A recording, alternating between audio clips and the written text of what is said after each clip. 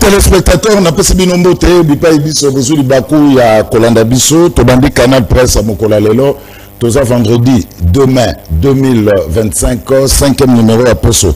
Pour la Canal Presse La Liga, le meilleur championnat du monde, Yango et Bandi, Mbote, bipa ibiso, bozu libaku, ya Kolanda Biso, ndo tolobaka, tofumoli Santiago Bernabéu, tofumoli Montjuic, mouillot le maillot, mais évitons de confondre vitesse et précipitation. Merci à l'équipe technique composée de Sardou Dimbu, Rodi Louadio, le grand cascadeur, Serge Makoso, Pati Sumbu, Gimputu, le grand maestro, et mon fils Joël Pembele.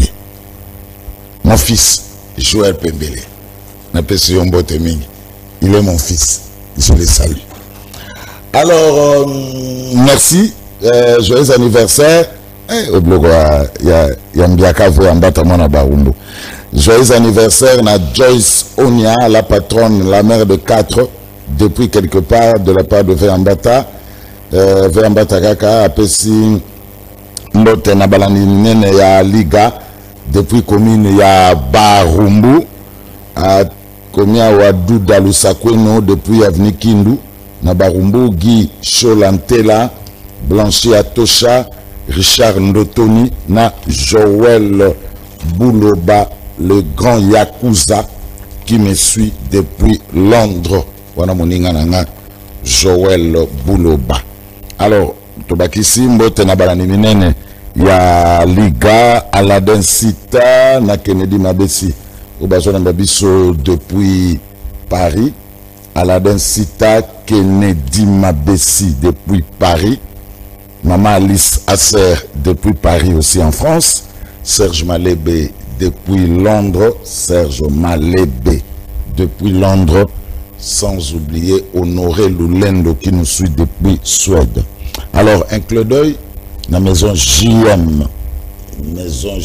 na Grand Malik, en face, il y a motel Kito, na Binzauzon, maison JM, na Grand Malik, Kuna Botier TV à 75%, Bozola dans le meilleur championnat du monde, en face à motel Kito, na Binza Ozone.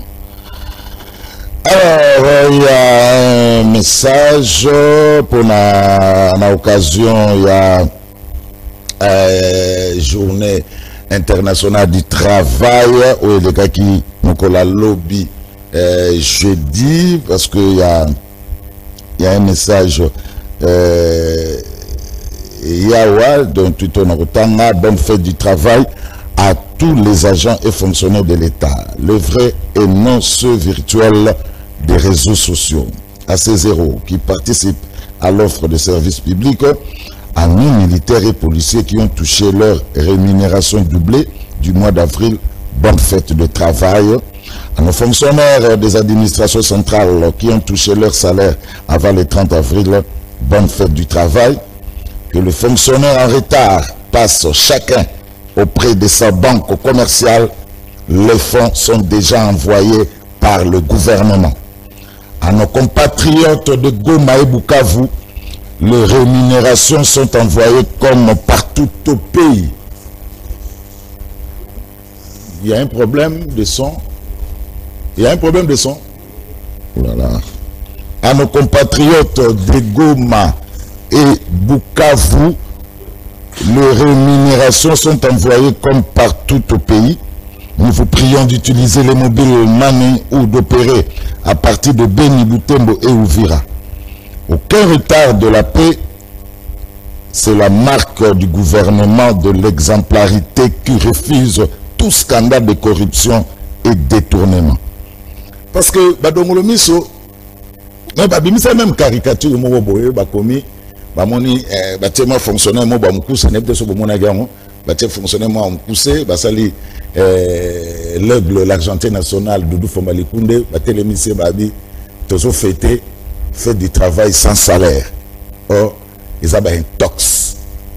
Ils ont un tox, Boulandi, Twitter, Nototanga, Awa, ils ont un tox. Ils ont un tox, ils ont le kuta. Et le dit bien que les fonctionnaires en retard passent chacun auprès de sa banque commerciale. Les fonds sont déjà envoyés par le gouvernement. Pour aller au Congo, ce que nous avons salam salam alamu, bonigita salam salam alamu. Pourquoi? Les fonds sont déjà envoyés dans la banque commerciale. Et puis, Tchombo Nabino déjà va fonctionner, mais c'est les là qui déjà. Nous, les là qui ferré, la banque est au fond matin. Allez, où est le problème? Ils ont une bonne année, aussi d'ici Babylone, surtout, les 2 janvier, les 3, nous allons côté Nanda. Faites les cas de mais la vie continue. Il faut éviter des intox. Bon, c'est qu'il y a une banque pour ne fonctionner à l'État. De deux fois, les condés les bouteilles à ratakate. Ah, voilà, c'est que je m'accroche. Mon réalisateur me signale que à Outo le Canaba Banque est plein à craquer. Naba banque va fonctionner par Zombo na banque. Pourquoi intox comme ta osala musala malam? Les lots mutakoyi ko nié musala de deux fois les condés les bouteilles l'angle. Les leaders des 2 provinces, Chopo et Kassai, Oazosal, Nana Kweko nié yango. Alors, il faut éviter ben tox na les réseaux sociaux. Oh non, tu as passé fait un travail, tu as salaire. Oh, Bambo c'est que déjà na ba banque respective na bino. C'est je m'accorde ça où tu peux ça bien l'équipe na ville ou na moni ba banque tondi ba fonctionner basé belo na bazo c'est la mbongo na banque pour bazwa pour ba chombo na banque c'est les cas qui et c'est les là qui déjà. Alors éviter ba tox mo kezangatina oninga okoma na place wana alors que mutaza na place wana aso sala musala malamu. C'est ça. Nous sommes à béa ba congolais. Beaucoup de besoins bon na ba fonctionnaire. Gouvernement satina ki mbongo. Dudu famba sa libéra ki déjà. Azana problème on a té. Besoin pour na bin. Les lots ba soldats, ba militaires na mois d'avril, salaire ça qui doublé. Tout le monde na réseaux sociaux militaires mo kazo sepela. Azu salaire 2 fois na mbala bon kazo sepela. Où il est mal. So ba ben ba sala musala malamu pour Congo kende liboso, il y a des gens qui sont là pour la manipulation, pour la intoxication, pour la désinformation. Il y a un moment où on peut Congo pour évoluer pour mettre ma bébé sur ma Congolais les Kémingi. Toutefois, les Condé les bouteilles, l'aigle. Je vous salue. Bokende, vous avez un bon abino va fonctionner et c'est comme la banque. Merci beaucoup. Alors, on va prendre les invités. Si Sardou Dimbu. Akoki ko edenga ina ba invité ba kota na Montjuic pe na Santiago Bernabéu soki ba koki kokota déjà na kati ya Montjuic pe Santiago Bernabéu. Merci na ba onus to bazar ko landa biso de partout à travers le monde. Merci na zone kengela wana Pati Sumbu Pati Sumbu mbongo sekene na ba banque Pati Sumbu nazo mona yo après émission azo sekaebi ngi nazo mona yo après émission pour bambongo na bino likunde libo. Oh là là, nous sommes en direct monsieur nous sommes en direct. Au moins première fois côté à Montjuic na Santiago Bernabéu abano lenga na vestiaire ye moko malembe zala calme ndeko na ngai. Merci beaucoup. On va commencer l'émission avec le cardinal de la presse. Le cardinal de la presse. On est là, toujours au service de la République.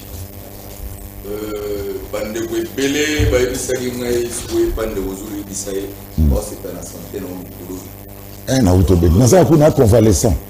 Non, mais là, on a convalescent bien. Il y a bien des bien, santé bien. Grâce à ma. Grâce à ma véro, bipendo moto. Je suis convalescent. Mais je suis convalescent. Une chose est sûre que Bandela. En tout cas, la vérité, c'est le carnet de la presse. Sur le Kina kiosque, il faut. Oh, Liga, Canal Presse. Ah, Liga, Canal Presse. Voilà. Le meilleur championnat du monde. Il faut bien comme on a examen. Ouais. Merci pour garder forme et puis vous avez pété la forme. Tout a plaisir pour reconnaître que ça va. Journaliste Mongo pour garder feeling. Bando Bandagiti, Lelo, vous continuez en ascension, ça c'est quelque chose de bien. Mais je peux ça. Non, mais je peux pressentir au bébé. question dans le moment de Banekongo, pour pressentir rien à Nekongo. Pour m'appeler Nekongo. Aza pressenti. Bon, merci.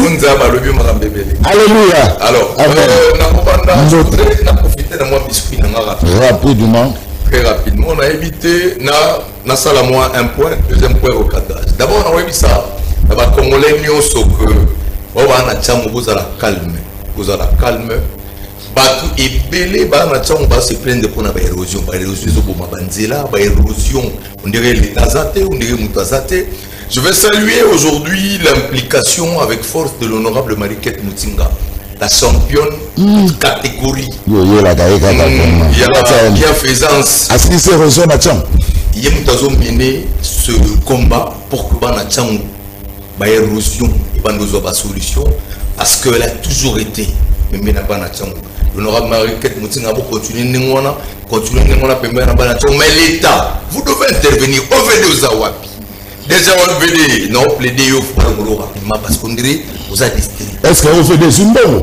C'est ça aussi le problème. C'est le problème. C'est Avant qu'on il faut que tout le monde fait parce que c'est yen de fois ça nous avons la ministre de l'infrastructure Oyo to décrire Rabandaka là c'est un ministre que to compréhendateur au sein ministre de l'infrastructure. La première ministre Soumine Oyepe, Bolugelama, la Tchango Bayrezo, va tête de Rojosa Mingi, pour accompagner l'honorable Mariquette Mutinga. Deuxième recadrage, dans ça rapidement. Bandeko, je voudrais dire ceci. Batubele Babengote, Bamono Obemina. Je salue Obemina. Je veux le redire. Je salue cet homme riche avec expérience à Zango. À Djira, à Ibereur, à Ibavantage. C'est un homme qui est d'une richesse intellectuelle au bisou. Et je dis, je salue cet homme que je soutiens à 2750%. On verra avec l'émission. Merci. Merci beaucoup, merci beaucoup. Alors, mais nous avons des idées personnelles. D'idées de ça. Nous avons des idées personnelles. Aïe, aïe, aïe, aïe, aïe, aïe, aïe. Bon, parce que la côté santé.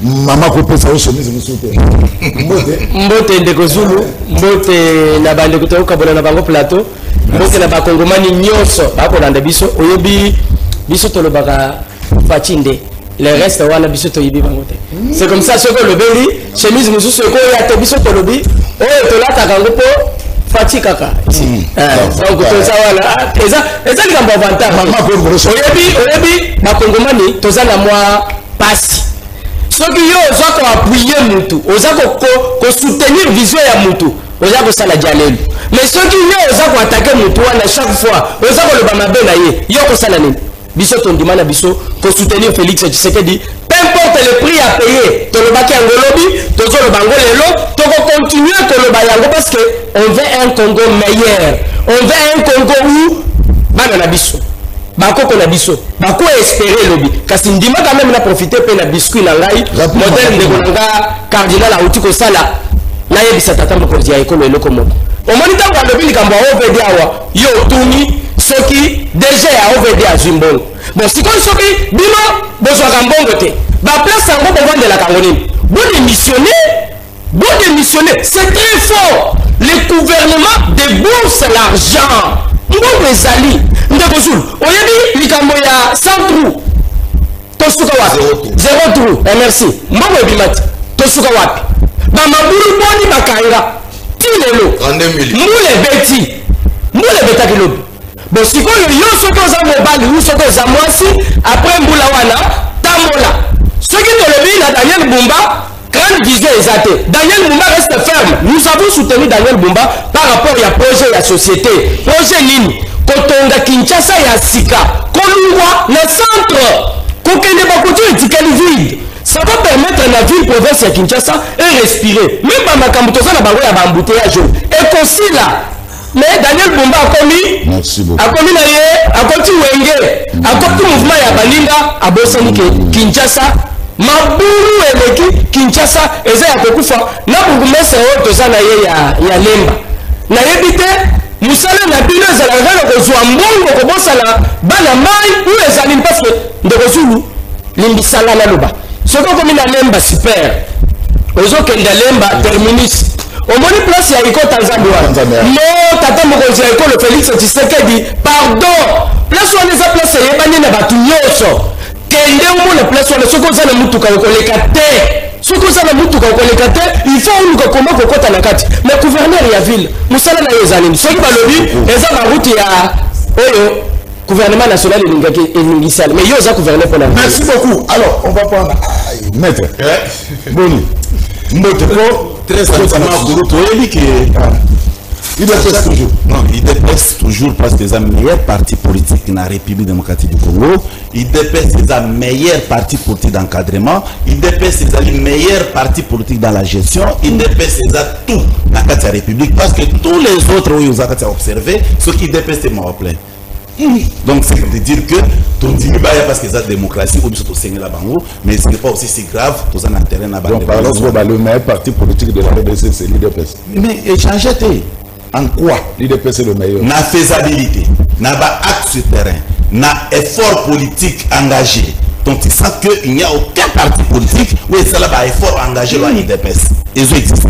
À part un parti politique où il faut y avoir la parti politique pour s'assurer. Mais l'IDPS a été créé, n'a pas été attaché mise à la tésate. Et aujourd'hui, nous avons fait un bande cardinal, liberté d'expression, comment on peut s'en faire ça. Exactement. Comment on est bilo quand on ne peut pas mourir à la fête. Oui, mais c'est fini.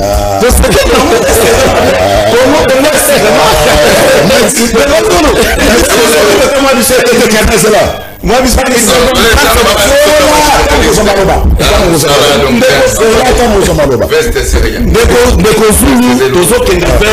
examen d'État, c'est pour bientôt. Au mois de juin, j'espère. Au mois de juin, c'est pour bientôt. Dans l'examen d'État de Kozulu, ce qu'on avait constaté hier, il y avait un monsieur, dans l'examen d'État, il a fait 5 millions de dollars. Mais fort malheureusement, quelques jours ou quelques années après, l'examen d'État commence à 36 millions de pistes à faire. Le chef de l'État. Est-ce que nous avons réellement des pour l'organisation examen d'État où ça renforce les humains à la poche na bango? Il y a un chef de l'État tout qui est avec beaucoup de plaisir, que chef face à la plaisir. Azom c'est un technocrate, Azom c'est un chefronné dans le ministère. Ça va permettre que la République démocratique du Congo ait ouvrir encore santé na beauté. On parle de M. Bakonga. On parle de M. Bakonga, c'est connu de tout le monde. Oui, Bakonga, oui, on a fait la main dans il m'a dit n'a pas son mot. Histoire comme moi. On doit regarder. Mais il va comment oui. Donc à ce moment-là, il peut se. Ndeko mais parce que ça quand meilleur na esika salimu. Parce que ndeko vérité les lois yebani. On a caricaturé des choses. Ba posteli wili ba konga makambu na mboka oyo. Conséquences sociologiques, conséquences juridiques et précision que c'était des mensonges patents et le peuple ne peut pas vaut mieux Willy que rien. Mais là il y a des sanganam. Nous autres il y a des chefs de l'État, nous sommes des leaders certes. IDPS ba compétence oui, mais est-ce que la période où tout ça n'a pas la compétence à Pamba sans expertise, il faut expertise, compétence, abnégation pour EPC et Simba et continuer à Keliboso. Je pense qu'à ce stade, Willy Bakonga place à sa peuple va appeler son beauté et tout le monde a compris que la vérité aujourd'hui s'appelle Willy Bakonga. Donc c'est très clair. La vérité s'appelle. Oh, cardinal Zala calme. Évitez les conflits de vitesse et précipitation. Willy Bakonga, Willy Manapé, c'est une beauté. On a vu un tongo à Bandalunga. Willy Manapé, une beauté. Eh, papa, n'a mon côté qui n'a pas fait mon bon à mon truc qui n'a senti de Bernabeu. Beauté. Mode de Kozulu. Nous a décidé. MLP fonction. Oh, cauchemar de pouvoir de voiture. Le pouvoir de voiture, on va la pomiter. Si la soirée avec qui fort Dieu, on a bango tout bas palangani. Par contre, nous avons ba méga internet. Pas diaboliser. Yo kama solo. Yo ma fa na mandoki. Fort Dieu, on bitumba. Toutes les rébellions, ya moka oyo. Toutes les rébellions. Et c'est ma mboka oh écoute moi mboka fonction opposant. Okoyoka. Atika le signe mando qui te pas tira au côté. Lelo bande ko biso ba muso ba tondi na ino sacré ba béatiser pour ba le ba commission ngo ba saint. Mais ba signe mando qui. Le ba ngona ba donner de leçon. Donc on les a parenté sur mu kena fongoli pour abosser mo na matali vie politique ya moi mboka fonction parce que la ngena banda bon mon mesano ngata on a bandaka na banoko pesa imbote à plus de 8 km ici à Zambo Mboka Frank Diongo o ya kokoba ko bunda bitompo na Mboka Congo pour la bosomi ya Congo aza kokoba donc on a koloba que à chaque fois qu'il prend la parole c'est de l'insomnie na ngambo ya banguna alors le long et ça il n'a pas c'est pourtant on a koyoka IDPS a koloba aza koloba kolela na biso ba opposant donc IDPS le long aza komikumisa ma koloba que nzela ezate ma ezate l'autrique ezate kelasi ya malonga ezate mais IDPS abosani kolobata na abosani kolobata na kolobani ya polisi ezala IDPS abosani kolobata ko bakita na kolobake ndeko na ngai o azana ngamu na cravate ya rouge na PCP mbote alobi UDPS c'est le meilleur parti politique mais abosani kolobakisa que c'est le meilleur parti politique des détourneurs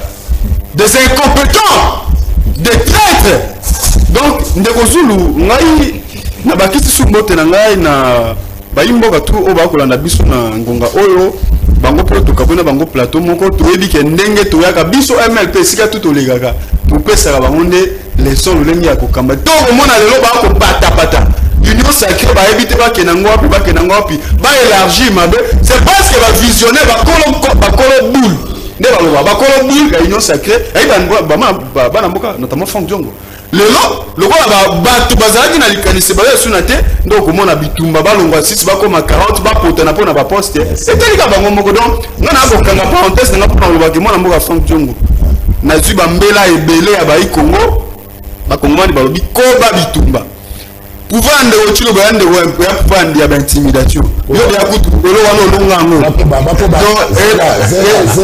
nde ozulu na yanula ndeko Frank Diongo na sauti koloba ake si ba rébellion tout ekoti na mboka oyo écoutez Frank Diongo opposant atia aussi en docteur lelo Frank Diongo c'est le coordonnateur du mouvement radical pour le changement il fait l'opposition non armée mais ce que on a comprendre était na ngambo ya union sacrée et il va venir omoni union sacrée bango bana droit ya kokuta na mututu est-ce qu'il a Kagame mais soki mwana moka Frank Diongo ndaki kokutana oyebi sika bakutana nanga parce que babandi ko lobango donc bamoni photo na ina nanga merci beaucoup bakutana wapi bakutana wapi merci beaucoup de vous obi na omo courage de vous dire courage moko on doit vous dire heureusement ça na 6 matchs les gars a petit joueur vous êtes à Barcelone na vous pour Barcy meilleur défenseur mais a besoin de 3 des côtés qui interviennent mais là est tout que c'est là est tout allez Moula Degozo bino boteki mboka omoni koma na banda kikimia c'est là Moula boteki mboka na kosigner de signer totekeli nani 5 minutes totekeli mboka nani omoni elenge ngana akoyoka soni na place na ye nakoyoka soni oyebi discours na kozonga discours akotenir oyo soki eza na Goma balongoli ye bilamba babeti ye modèle esenge soki Goma soki Bukavu je ne sais pas s'il a l'information que Frank Diongo akoma rebelle okostra ayo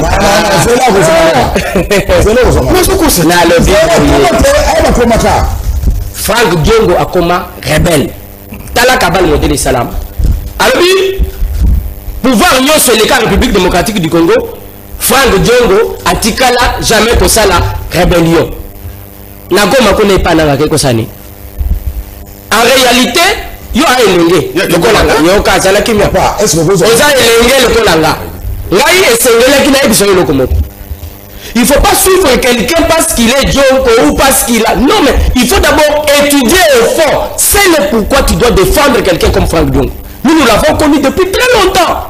Mais le nom, je t'informe qu'il tue, qui fait partir de ceux-là qui tuent tes frères et sœurs, naïs de la République. Est-ce que tu es fier de venir parler de quelqu'un comme ça? Est-ce que tu as le parce que ce que tu dis, et ce que Frank Diongo avait dit avant qu'il ne recoute na nanga, deux choses différentes. Nazomi na mutuna. Olobi, toteki mboka. Bon, mboka ngo toteki linani. Mikande eza wapi? Omoni discours baza ya nango yango wana Merci à Félix Antoine Tshilombo Tshisekedi. On permet de quand même de comprendre qui est qui. Quand on vous dit plus de 30 ans, plus de 10 millions de morts, plus de 10 millions de morts, 15 millions d'ailleurs, nos frères Uner. Bandeko Nangaï. Félix Tshisekedi a eu le pouvoir, il n'a que 6 ans. Alors, je peux tout gagner. Mais je serai en paix seulement si Mboka Mobimba et Koko Manakini. Seulement si Mboka Mobimba et Manakini. Il s'est battu pour réussir d'abord Kimia. Mais si vous Félix Tshisekedi a volité pour Kimia, ils ont le total la République démocratique du Congo. Ils sont opposants. Ils ont comment on a passé dans les Cameroun. Nous les avons passé la recherche il y a Kimia. On a vu Félix à Tekimboka par rapport à Yannin. Est-ce que les discours ont besoin de tenir na Kinshasa? Discours ont besoin de tenir na Poto. Est-ce qu'on peut tenir à Goma? Est-ce qu'on peut dire ça? Maman a perdre mobile na bana. Discours wana. Bana oyo maman na bango batandi wana ba violer na misu ya bana na misu ya bakoko na misu ya batulu. Okoye bisa discours wana. Reproche nini boza kosala na Félix Tshisekedi. Clique na bino ya baswa kisa opposant botika toyebi ke bobande koloka Congo kala. Car depuis kala, je suis une équipe ya ba soi-disant opposant wana koloba non, poza na besoin to vana na mesa moko potoye ba cause ya bitumba oyo. Na seki, Nathalie, na kati ya équipe wana, vous avez Martin Fayou. Dans l'équipe, vous avez ces 5 des anciens députés nationaux. On vous dit laquelle qui a pris plus de 30 ans. Banco comme député, qui cause. Vous comprenez que ce sont donc des personnes à qui nous avons fait confiance, qui ne méritaient même pas la confiance à la Congolais. Parce qu'aujourd'hui, ça cause. Félix Tshisekedi a lobby, Bovanda Kimia, et ça, la Katia Kokota Namboka Mobimba. Ce qu'on a cherché pendant plus de 30 ans qu'on n'a pas eu, Félix Tshisekedi nous amène. Et ça, peu importe le prix à payer, nous allons défendre et soutenir avec force et détermination le président Félix Tshisekedi pour Tonungi Mboka. Merci Moula. Je veux que la discipline règne. Dans la émission, 5 minutes. Si vous avez commandé mon cardinal, vous commandé na téléphone. Papa, il y a Rudiger. Comment on a téléphone? Comment on a raison? Kubarsi peut-être. Comment on a appelé au Congo? Comment? On a respecté 5 minutes. Il y a une question. L'impression, ce qui bino beaucoup na Kagame, il n'y a pas de problème. Mais ce qui bat monsieur Bakutana Kagame, il y a un problème. Oui, mais dans la question. Merci. Terminal. Besoin de pousser nous dans Fatigué. D'abord, moi je crois que Ndekonama, il faut qu'il redevienne, qu'il descende sur terre. Mouya, c'est quelqu'un d'intelligent. Oui. Mais je crois que fanatisme est matière à moto. Il peut si que Elongoli bon sens. Mouya ne peut pas parler de Martin Fayulu à la légère comme ça. Je parle ici de surtout le Mamba Congo, on va ça fanatisme, place Bissona Bangoto Banarate. Mais je l'aime bien, c'est mon frère. Martin Fayulu, c'est quelqu'un qui a milité pour ça. Il a ses défauts, il a ses tares, mais c'est un grand homme politique.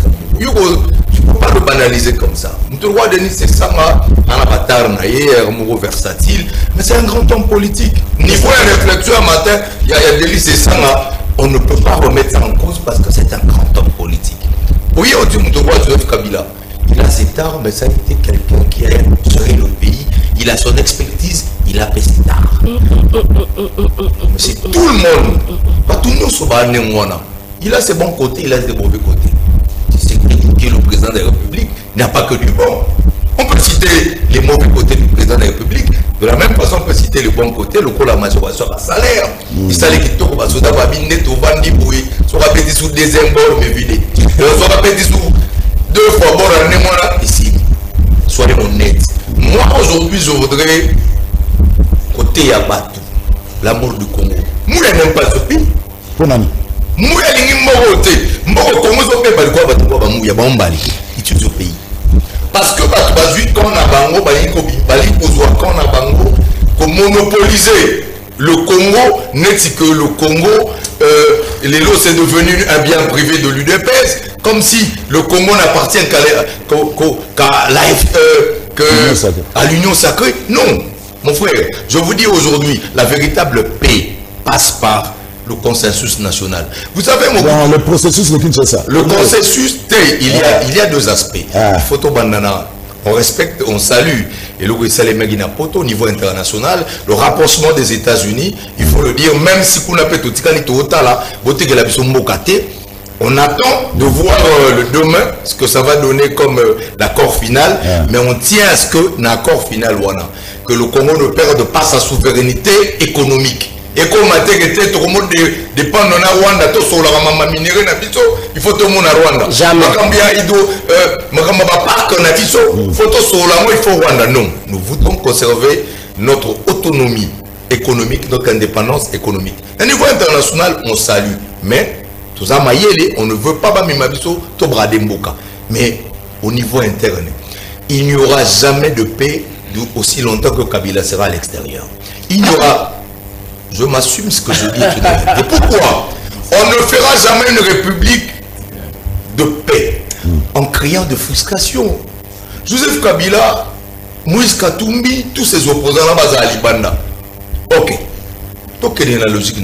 Si aujourd'hui on a un Congo avec Union Sacrée à Pamba, et que tous ces gens qui représentent une part importante, Moïse Katumbi c'est quand même Congolais Béna Simanaï. Délit c'est ça, c'est la même chose. Joseph Kabila c'est la même chose. Ce que je trouve un peu bizarre, comment est-ce que tu négocies avec AFC?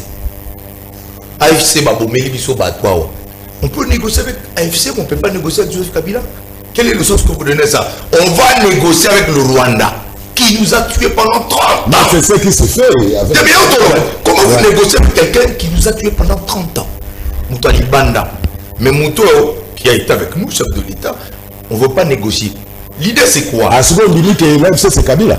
Non, ce qu'on a en cas de... Non. On peut négocier la Kabila. Arrêtez. Ne c'est pas la confusion.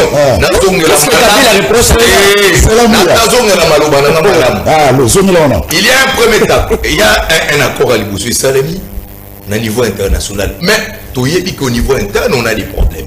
Entre Bissoba Congolais, nous avons des problèmes. Des problèmes de médiation. Des problèmes de médiation. Il n'est pas à décrire. Mais il a joué l'opposition pour les camarades. Aujourd'hui, à l'interne, nous avons des problèmes entre nous.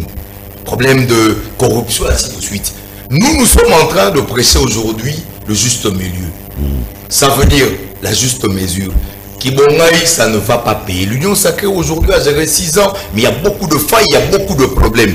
Donc, pour régler le problème sécuritaire, de mon point de vue, je dois être capable, il fallait pas tout ça. Il fallait que ça. Il faut tout faire ensemble avec toute l'opposition. Tous les Congolais réunis ensemble, au nom du consensus national, Bavandi en se disant processus de Kinshasa. Processus de Kinshasa. Maintenant, on a salué en disant je veux dire je veux te regarder les yeux dans les yeux. Ce pays, c'est notre pays. Même si on a famille, si on a moi na kuluna, yebisa na logique à birosani. Wa mutabone mutamayeli. Wana mwana bila kuluna. La répondre. Soka mwana bila kuluna. Kosi kaka la mwana kuluna te. Abomi papa la. Abomi maman la. Boko sala nini? Boko garder na ko pesa zamona na bila. Abomi famille c'est le roi. Na lobi kaka.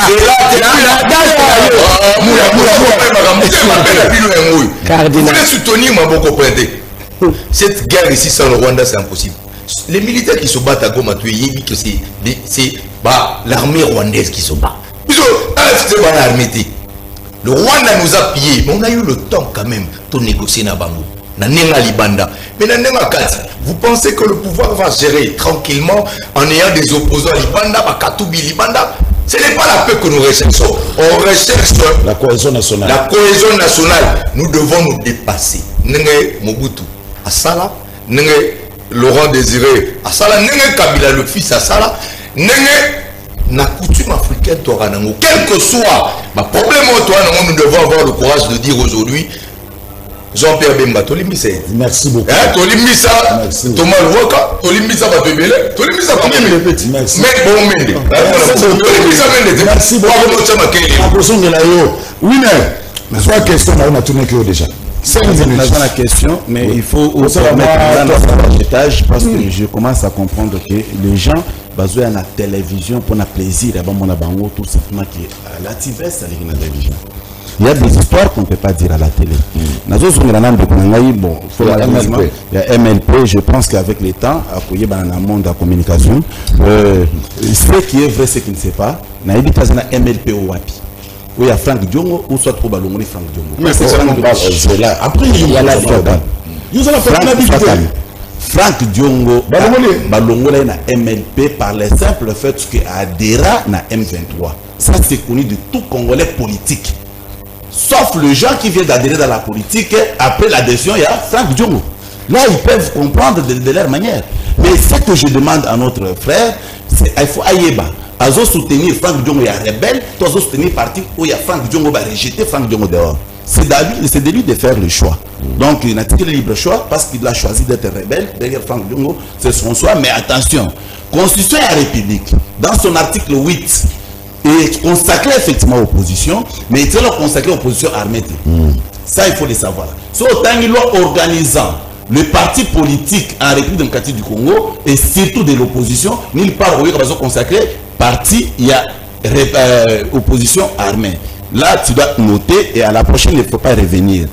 Maintenant, Ndeko Cardinal a lobby que opposant Bazali Banda qui n'est pas au Congo. Non, Cardinal. Ce n'était pas pour rien.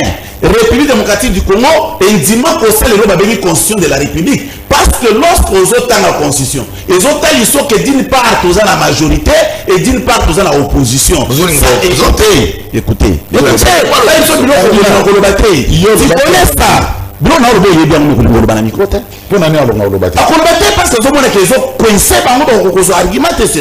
Parce qu'il y a la réalité sociologique ou juridique est maintenue. La constitution de la République était unité. N'a qu'à s'appeler et c'est concordance entre peuples. Mais à quel moment Bino Bokoma divisé n'a pas besoin de diriger?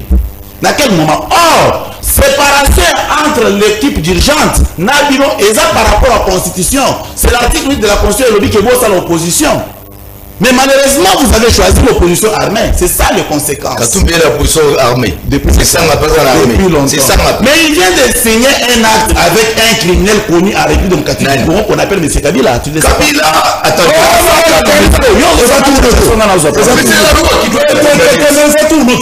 Oh là là, c'est pas comment Winner, ok. C'était justement pour dire, peut-être qu'il y a eu d'autres signer un communiqué conjoint entre M. Kabila, M. Sessanga, M. Fayou et Moïse Katumbi. Quel est leur objectif? Objectif n'a pas été comme au sein de ce dialogue. Est-ce que Baza va politique sérieux? Est-ce que la constitution herbe fond la botanga? Bon, mon article 70, et le banni. Il doit que le chef de l'État doit être élu. N'a mandat. Il y a 5 ans, une seule fois renouvelable. Ce qui veut dire qu'une fois que tu es élu, au constat la mandat tranquillement. Mais par quel mécanisme juridique vous avez dans la gestion? Donc, c'est-à-dire, vous avez dit banda. Maintenant, pour répondre à la question, le Konzulu, je vous informe que c'est que disait président de la République. Et M. Kagame a président de Rwanda. Tshisekedi comme visionnaire, il avait compris que l'agression aux la République démocratique du Congo, celui qui est tenté d'alimenter s'appelle Paul Kagame. C'est lui qui a choisi M. Kabila a joué comme patin et Kabila a recruté M23 et il en avait créé, c'était en 2009, c'est connu. Et en 2020, Kabila a créé cette fois-là AFC Ananga. Ça c'est connu de tous. Maintenant, est-ce qu'il faut négocier avec ces gens-là qui continuent à accepter de tuer nos frères ou soit il faut traiter avec celui qui les envoie? Oh, c'est comme ça qu'il se fait dans le stratégie à Fatih Amwana. Très simple, c'est comme ça qu'il se fait dans le bibou. Nazo traité na mutatin d'Akabino. Naye Bissé a expliqué pourquoi le Makabatu na Congo. Parce que nous savons déjà les gens qui l'utilisent. Maintenant, il a expliqué Batou. Mais voilà le nom de la table de négociation aux États-Unis. Il y a un compte na Kagame Mutuna. Na table na Kagame za na qualité. na table de négociation au Kagame Ndini Kovanda, il a quelle qualité dans la République démocratique du Congo? C'est pour vous dire que RTO, ça veut dire que vous êtes utilisé par Kagame Kovanda Kouangara. Mais aujourd'hui, la vérité a triomphé. Et aujourd'hui, c'est quelqu'un qui démontre que la diplomatie agissante, réellement, à Tchad, de la gestion, les autres. Maintenant, il faut apprendre des choses meilleures. Parce que les choses meilleures, c'est quoi? moi, je t'aime beaucoup. Non, il faut le bureau fondé. Le bureau fondé, au consulter le bureau en bout. C'est du théâtre, monsieur. Bon, ce n'est pas la première fois que vous allez opposer dans tout ce débat, mais très souvent, vous avez des pouvoirs d'âge. Maintenant, de Kozulu, tu sais que les lots à réussir commettre dans le dos. Parce que ils se sont créés comme exilés politiques. Surtout comme exilés politiques, dans le moment où il y a une explication. Surtout quand il y a comme exilé politique, dans le moment où il y a une explication. Tous ces conglomérats d'aventure là, comprendre que la gestion de Tshisekedi, puisqu'il gère de très belle manière, il est difficile de contrer sur le plan d'idées. Parce que l'intelligence politique provient des idées que vous avez à mettre sur table. Vous avez la capacité à vous proposer tel pouvoir. Mais ce que vous êtes en train de faire, c'est contribuer à la destruction de la République. C'est ce que vous faites. Et il n'y a pas beaucoup de choses. Maintenant, les gens qui se disent que non, bon, oui, il y a déjà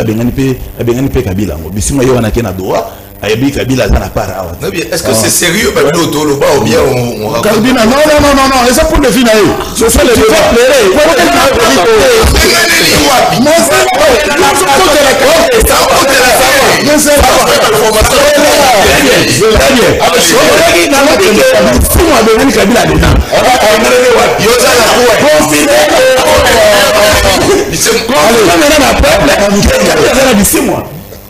Mais dans le pays, il y a 6 mois, mais la confirmation qu'on a peuple, il y a 6 mois. Comme ça, quand on a monté la tête, il y a 6 mois, il y a ça va.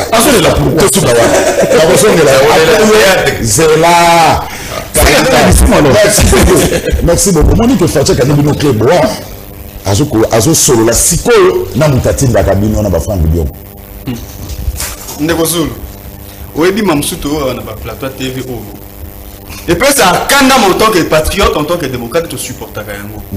Ya mbotena kote na mutuna nao na ko sembola mama musuna oki awa. Ya bosoto. Franck Diongo atira kokuta na nanga na Goma te. Il faut t'informer.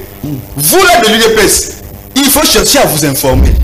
La rencontre Franck Diongo et Corneille Nanga, c'était pas à Goma. Donc les informations assez inquiétées, il ne faut pas finir avec ça à la télé. Trop. Il faut noter ça. Cherchez à vous faire informer. Ça, c'est... Moi, je n'ai pas commencé la télé aujourd'hui. Certes, Canal King, c'est ma première participation. Ça, je l'avoue. Canal King, il y a une émission. Oh, mais la bande TV, les lotés. Et donc, bon, ça va. À la Timo Fest, à Bandit TV, avec Abamone la TV, on a Banda Fest, Kala. On te proposons. On peut mettre un peu carré. Donc, on a alors, Franck Diongo, la personne qui va déstabiliser Franck Diongo en tant que président du MLP ou en tant que politique n'est pas encore né. Le MLP est indivisible.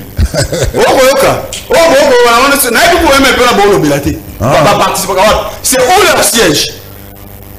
Il faut éviter ça. Il y a plus de scène. Bolonga enseignement.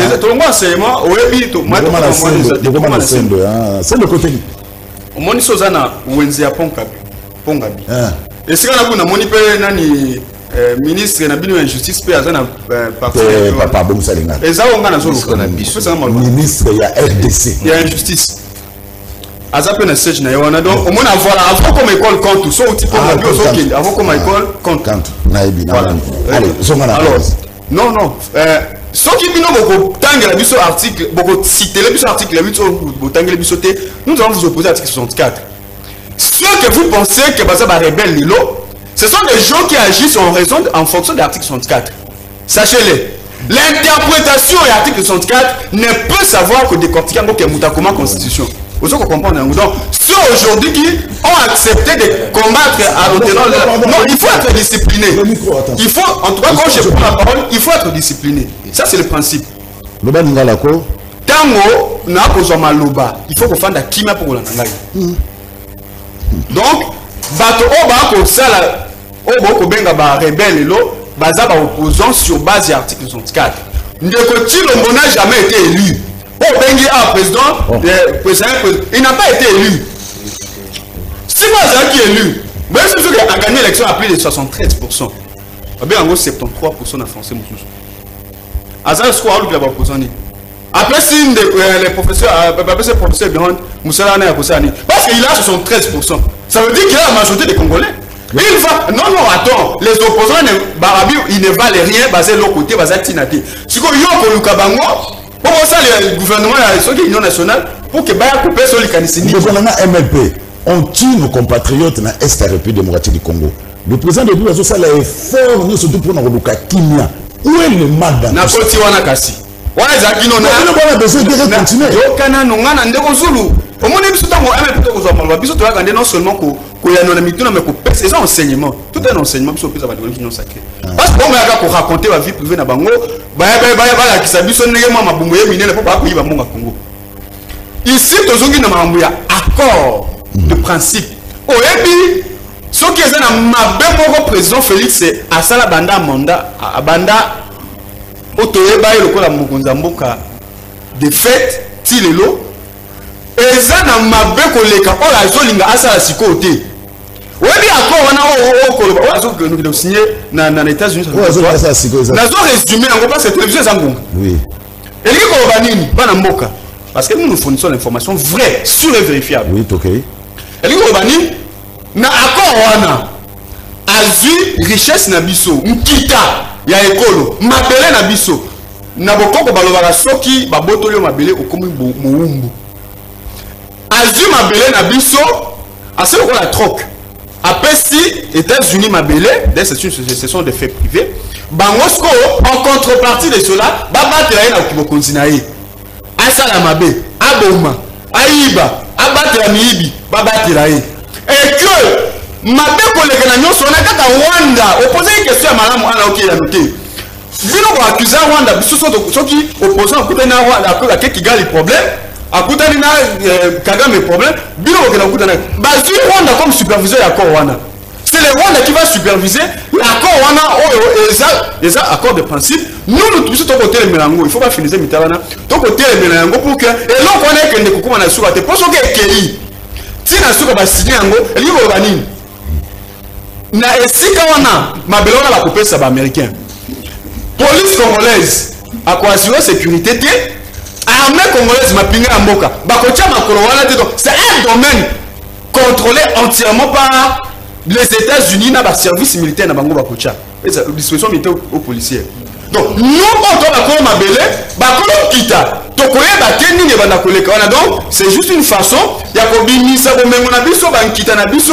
diamant or qui va te bien na bakota na kuna ekendaka na États-Unis siko ye azwa de protection ya États-Unis biso tolobi pona ko chuter ndeko Zulu eloko wana c'est un danger ya makasi lelo il faut pouvoir la président Tshilombo comprendre que kosala eloko wana ya koteka mabele mais mabele oyeba ke pona kosilisa balombaka tu peux gagner toute une guerre mais tu peux jamais gagner tout un peuple. Alors vous proposez une seconde.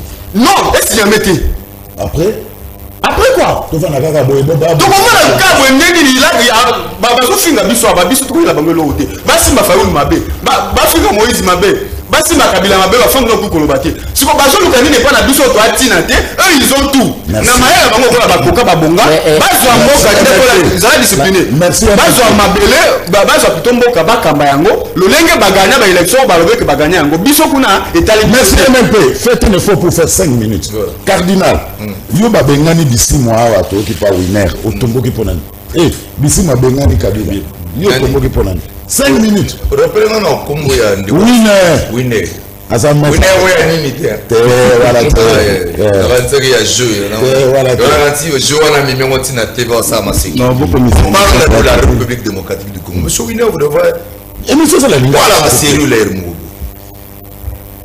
biloko sanzete comment on a sanzete ah bengo liga kuyana ba formalité je ne vous permettrai pas de venir ko perturber qui étudie ba congolais na lukuta o lukuta kadio chapo lukuta biloko yina ngwa papa ulimoko sabiso ko pa na yo et puis ne vous n'arrêtez pas de pembelo le loti il voit bien c'est transparent donc yo tu vas nous dire oh on va la bisi moi et puis il nous osa ba champion il y a des informations boyana yo bisi moi pengani kabila boyina salon yo yaki na quoi de yo yaki na quoi bisi moi boye abi kabila kende yo sko yo ki on a TV je suis d'avis que le gouvernement de la République démocratique du Congo en tant que gouvernement on a droit à roloba que dans la question qui concerne ce dossier Kabila à même on a justice le gouvernement a le droit de chercher à voir clair n'ayons pas besoin de voir notre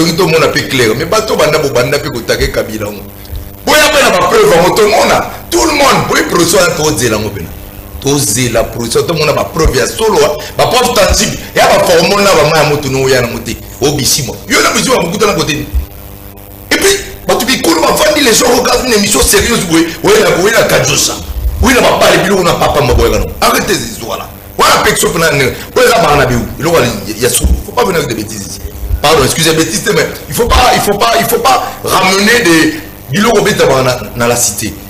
Deuxièmement Kabila est présumé innocent yo za avocat ngam na la question droite au moins ko débatto à sécu mutuno il pesa au sekayo Kabila est un citoyen congolais, à ce que je sache, parce qu'il a été chef de l'État à Congo. Comme étranger, ce qu'on a yo, on dit étranger comme président. C'est une forme d'association. C'est comment? Président yo est rwandais. Mais oui, on dit comme président. On a fait 18 ans. Écoutez, il y a des choses à un moment. Pour la dignité à Congolais, tout ça va pas débat. C'est ridicule, bon commissaire rwandais, chef bon ce débat est un faux débat. La justice, toujours c'est là, ça à la lumière, il y a des preuves, papa. Et ça va au ma solo. Tout. Et puis, il y a Kabila, il faut ah non, sous la peuple. Tant même que je salue le chef de l'État à majorer salaire et que j'ai un écho favorable dans Bambila Touabi, ce qui présente fait que la salaire 2 fois. Après, si à majorer salaire 2, 3, 4 fois, en tout cas, Bango pour Nabango, va voter la mais va voter. Ça, c'est les militaires. Maintenant, il y a la vérité. Joseph Kabila est présumé innocent. Il faut son Brahim. On se met à chez moi qui toque. On se met à mon petit média.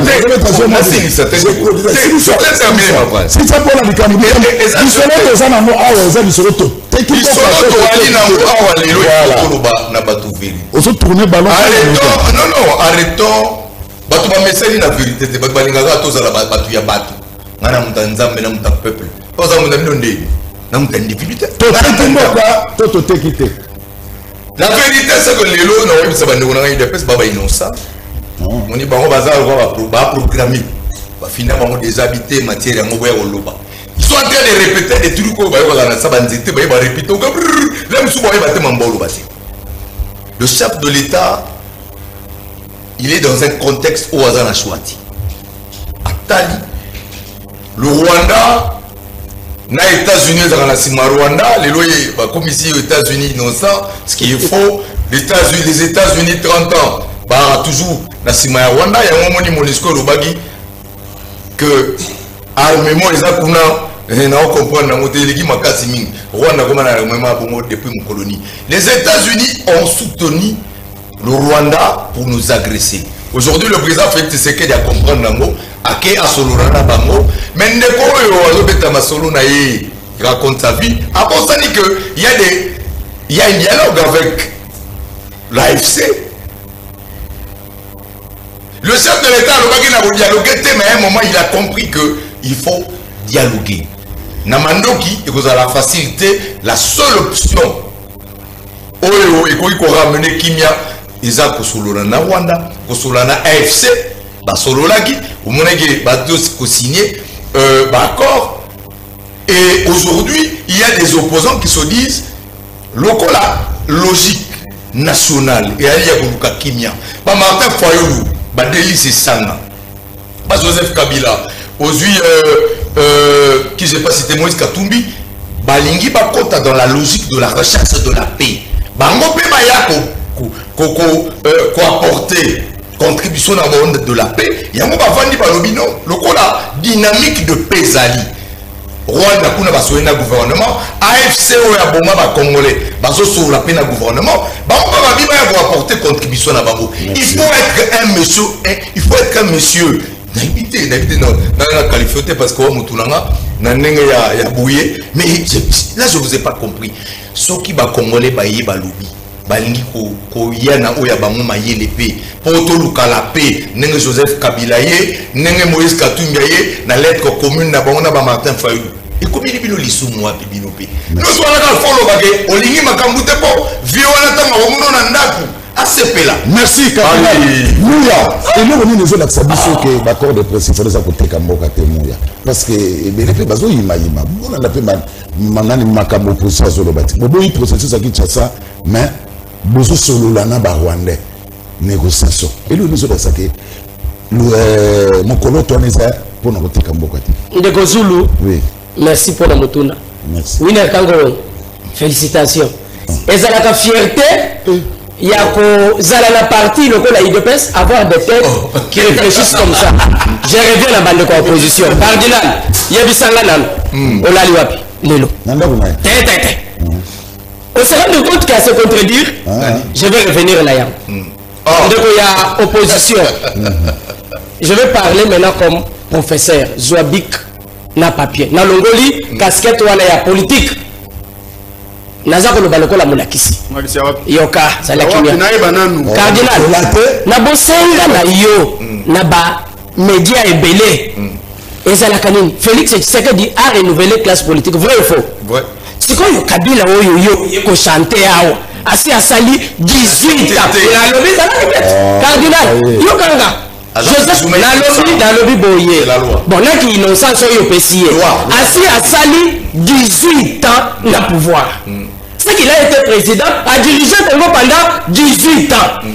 À quoi faire comme ancien président de la République le gars la Batumususu, tout ça comme la Bamboka Mususu, ancien président de la République, ça qu'on participer pour les Kenya. On a besoin la besoin. T'es cardinal est là. On a vu que Baza Libanda, Baza va exilé. Comme va exilé depuis quand? Kabila est exilé par rapport à l'île. Non, non, Joseph Kabila. C'est tout raisonné de quoi la Banyama. Parce que, Bino Molobi, Bisso, raisonnement de Bisso est assez azété. Bon, ton dimi que raisonnement est assez azété.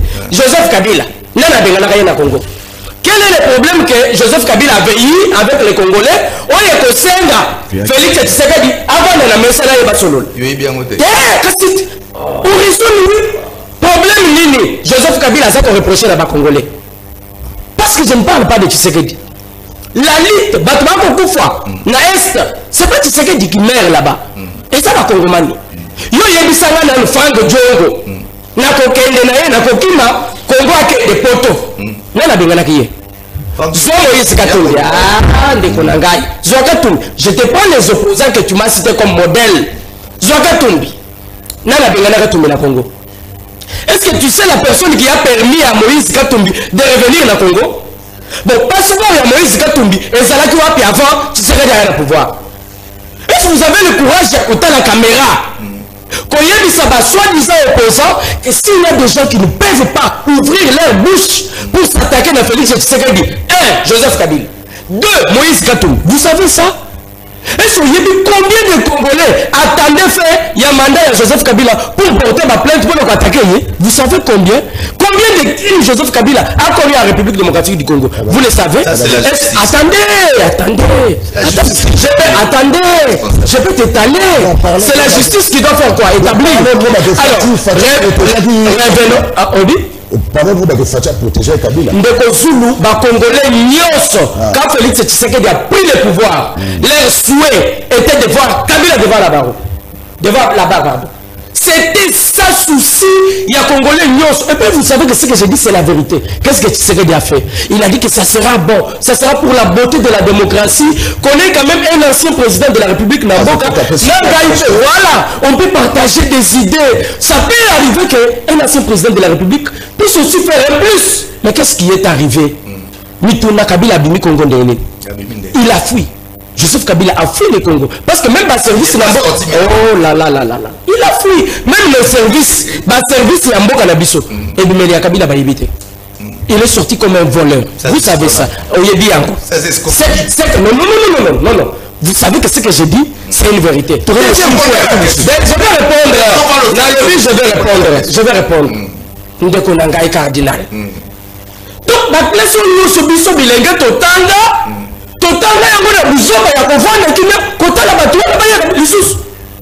Mais tous ces gens que vous m'avez cités, attendez, toutes ces têtes que vous me citez, que vous louez dans l'opposition, 90% ont été aux affaires, oui. Qu'est-ce qu'ils ont fait de la République? Qu'est-ce qu'ils ont fait? Parce que tu sais qu'il n'a que 6 ans. Qu'est-ce qu'ils ont fait de la République? Ils n'ont rien fait. Vous savez que c'est qu'il y a la volonté. On peut tout dire. On peut avoir nos différences. Vous êtes dans l'opposition, vous êtes dans le pouvoir. Il faut réfléchir. Total en face. Qu'est-ce qu'il reproche à Tshisekedi? À la conclusion, vous êtes contredit. Vous avez commencé par féliciter, réussite, il y a aux États-Unis sur le plan diplomatique. Mais Nasuka, Batunia Mutuna Ndenge Mususu, Olobi, et ça va la bande de IDPS, n'est pas ça pour comprendre rien que les vrais opposants savent que ce que Tshisekedi est en train de faire, il le fait pour la République démocratique du Congo. Et tout opposant sérieux, c'est que Félix Tshisekedi peut tout. Sauf vendre la République démocratique du Congo. Il le fera. Tshisekedi vendra le pays pour aller où? Merci, j'ai compris votre conclusion. Allez, MLT, au du moins, on a le but.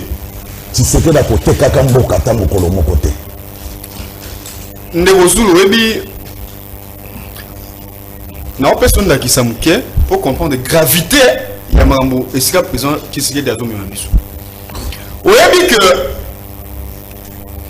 États-Unis et adressé qui officiellement demande à l'Ukraine, pour l'Ukraine après ça, l'Ukraine a refusé. À ce jour, l'Ukraine est soit assistance ou contribution à l'États-Unis, c'est à la hauteur de 75 milliards de dollars. Depuis que l'Ukraine n'a réussi. 75 milliards de dollars. L'Ukraine a compris que c'est un danger parce que la terre, c'est la souveraineté. Hier, Babengi était. Pourquoi tu sais que Babengi était? Tant qu'on a dit solo, l'Ukraine est boy à cop. Hier, moi, ici. Hier, moi, je vous dis, les États-Unis n'ont jamais demandé au président Tshisekedi. Il n'y a aucun négocié dans l'accord. Il y a un moment, non, ça va, il y a aucun Ukraine, l'Ukraine a sororité, on a ma belle boya. Alors, on peut s'abîmer ma belle, on peut s'abîmer Nkita, en contrepartie, vous me protégez. Ce qui devrait être redevable à l'égard de l'autre entre la Russie et l'Ukraine. Vu nous aux États-Unis, plutôt entre les États-Unis et l'Ukraine. Quand on a nous aux États-Unis, c'est pour l'Ukraine. L'Ukraine peut peut-être se dire que c'est recroquevillé. Non, Nathalie a passé un bon et Bénin a passé un bon. Ah oui, parce que c'est un danger. Même temps où on a une parti politique, c'est infâme. C'est quelqu'un qui ne réfléchit pas à l'indemnité. Ce n'est pas l'individu que je vois ici, mais c'est ce qu'il y a dans l'individu. Si on dit que soumis en réfléchissant à l'issue.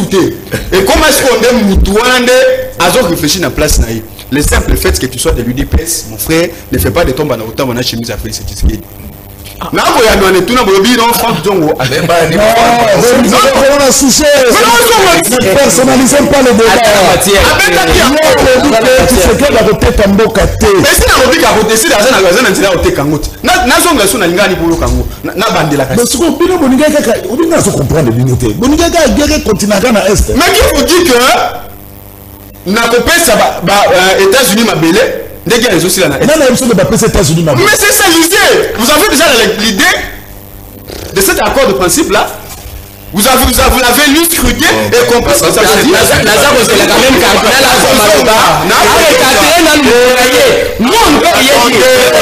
attendez, monsieur, il faut qu'on s'il te plaît. Cardinal, à ça la liberté d'expression peut la pensée naïve. Oui. Il n'y a pas de pensée unique. Ok? De la même manière, une des plus pour réfléchir à Nandé, la santé. Tu peux pégisser un autre. Mais ce qu'on biso, tu peux pégisser un macantina biso. N'a rien à dire que c'est le cousu, on a tiré le coin de la bien. N'a pas qu'il ne peut chiter sur la cousu, on a la soukawana.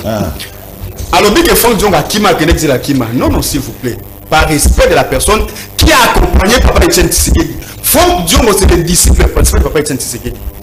Franck Dion a été vandalisé, sa maison vandalisée. Franck Dion a été Batonabino. Vous voyez où là où la force. S'il te plaît. Ça, il doit retirer. Ça, il doit. Laisse-moi faire. Force de Kosu. Il faut retirer.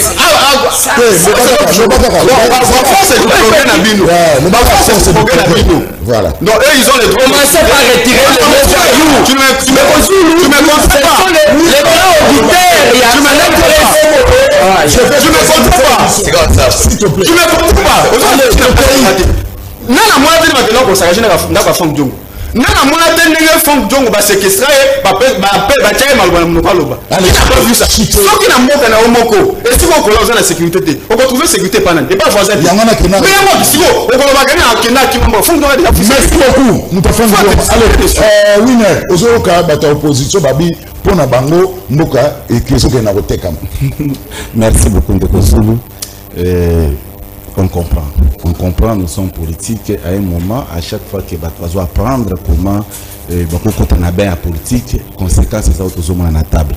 Ce n'est pas grave. Avant Nazongelaye, Nazobanana, mon frère ami, cardinal, parce que lui, quand même, je sens quelques intelligences qui étaient très entre-dégagées. Mais cardinal, il n'a pas en position dans la politique. Sinon, pas vous qualifier comme un infiltré dans la République. Dans la République, il faut un positionnement. Dans la République, soit vous avez opposition, soit vous avez majorité, soit vous avez la société civile. Dans la société civile. Voilà, merci. Merci parce que vous avez conseil. Dans la société civile. Ok, parce que vous avez conseil, vous êtes humble, je te félicite. Mais mon frère, écoutez, Franck Diongo d'abord, actuellement, parti politique nous est vrai. Pour nous est vrai parce qu'il y a un siège social pour l'instant. Et si on peut s'adresser à siège social, il est difficile comme on a parce qu'une période où Franck Diongo a Kinshasa pour comme lettre à déplacement et à siège social. Voilà. Sois calme. Voilà. Aussi longtemps, soit ça c'est les droits. Vous n'êtes pas tolérant. Et ça va voir Kende.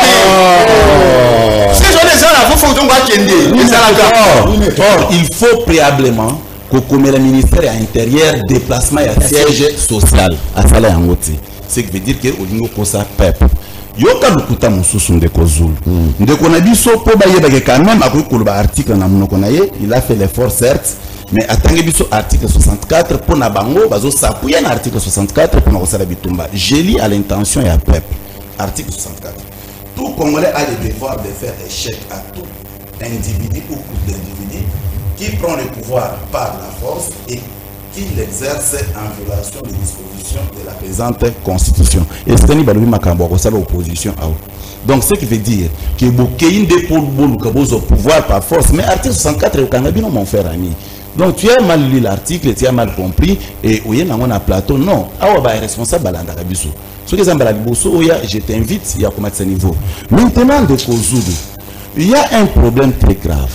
De oiseaux tenir modikis pour nous dire que c'est qu'il y a teki mabele mon accord de principe non accord de principe est à la disposition où yoko kanisa ki teki ou pas non accord de principe veut tout simplement dire que quand on va signer l'accord c'est aujourd'hui le demain qu'on va signer l'accord et à ce moment-là on va prêter l'accord au coup koyeba ki ba teki mabele to ba teki mabele et il faut noter que article 217 de la constitution de la République et puis un chef de l'État pouvoir signer un accord international avec d'autres pays. Donc les signer, ce n'est pas tuer la République. C'est pas il y a un débat dans le monde Kobima. Quand on va signer l'accord, est-ce que l'Assemblée nationale il faut ratifier? N'oubliez pas, il faut que ça va être vital. Exactement. Kabila.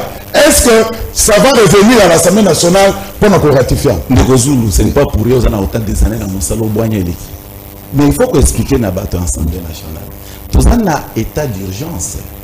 Dans l'état d'urgence, lorsque le chef de l'État veut agir sur le plan international, ils ont le droit de soutenir la comme l'Assemblée nationale. Oui.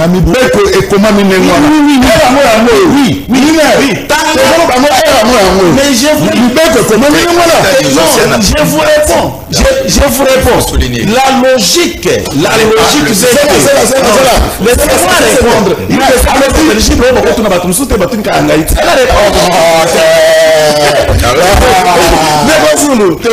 Ozan a pratiquement raison. L'Assemblée nationale ainsi que le Sénat, Ozan a raison sur le débat sur l'accord international. Mais seulement lorsque vous allez lire la loi, on vous dit qu'en cas d'état d'urgence, le chef de l'État pose des actes pour sauver la nation. Ozan a taillé à Kozong et l'Assemblée. Mais état d'urgence, pas dans toute la République. Non, partie de la République.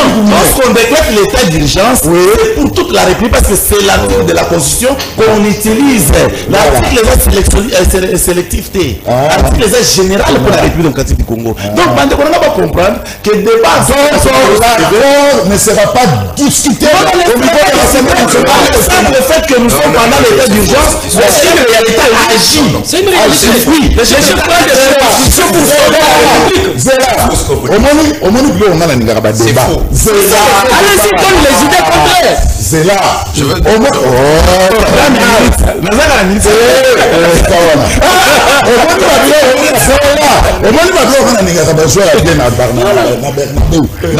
moi j'aime ce genre de débat. Exact.